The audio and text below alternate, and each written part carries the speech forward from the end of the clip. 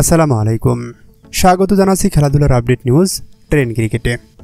চলতি মাসে ভারত সফর করবে বাংলাদেশ। আগামী 19 সেপ্টেম্বরে শুরু হতে যাওয়া এ সফরে 2টি টেস্ট এবং 3 ম্যাচের টি-20 সিরিজ খেলবে টাইগাররা। সফর শুরু হবে 19 সেপ্টেম্বর চেন্নাইয়ে প্রথম টেস্ট ম্যাচ দিয়ে।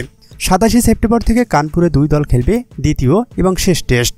অক্টোবর মাসের 6 তারিখে গোয়ালিয়রে প্রথম টি-20-র পর দ্বিতীয় এবং তৃতীয় টি-20 অনুষ্ঠিত হবে 9 ও 12 অক্টোবর। ছাত্র জনতার গণ অভ্যুত্থানের মুখে গত 5 আগস্ট পতন হয় আওয়ামী সরকারের। সেদিনই প্রধানমন্ত্রী পদ ইস্তফা দিয়ে ভারতে পাড়ি জমান শেখ হাসিনা। এরপর থেকে ভারতের বিভিন্ন গণমাধ্যম ও সোশ্যাল মিডিয়া প্ল্যাটফর্মে বাংলাদেশের সনাতন ধর্মাবলম্বীদের ওপর হামলার সংবাদ প্রচার করা হয়। যদিও ফ্যাক্ট চেকে উঠে আসে এসবের অধিকাংশই ছিল গুজব ও অতিরঞ্জিত। বিসিসিআইয়ের সূত্রে এপিবি লাইভ জানিয়েছে, কানপুরে অনুষ্ঠিত দ্বিতীয় টেস্টে সফরকারী দল তথা বাংলাদেশ দলের ওপর হামলার হুমকি দিয়েছে হিন্দু মহাসভা। হিন্দু মহাসভার সহসভাপতি ডাক্তার জয়বীর ভরদাস সাংবাদিকদের জানিয়েছেন, তারা এই ম্যাচ বাতিলের সব রকমের চেষ্টা করবে। শেষ পর্যন্ত এই ম্যাচ আয়োজন করলে এতে হামলার হুমকি দিয়েছেন তিনি। আর এই খবরকে আমলে নিয়ে দ্বিতীয় টেস্টের ভেন্যু পরিবর্তনের চিন্তাও করছে ভারতীয় ক্রিকেট বোর্ড বিসিসিআই।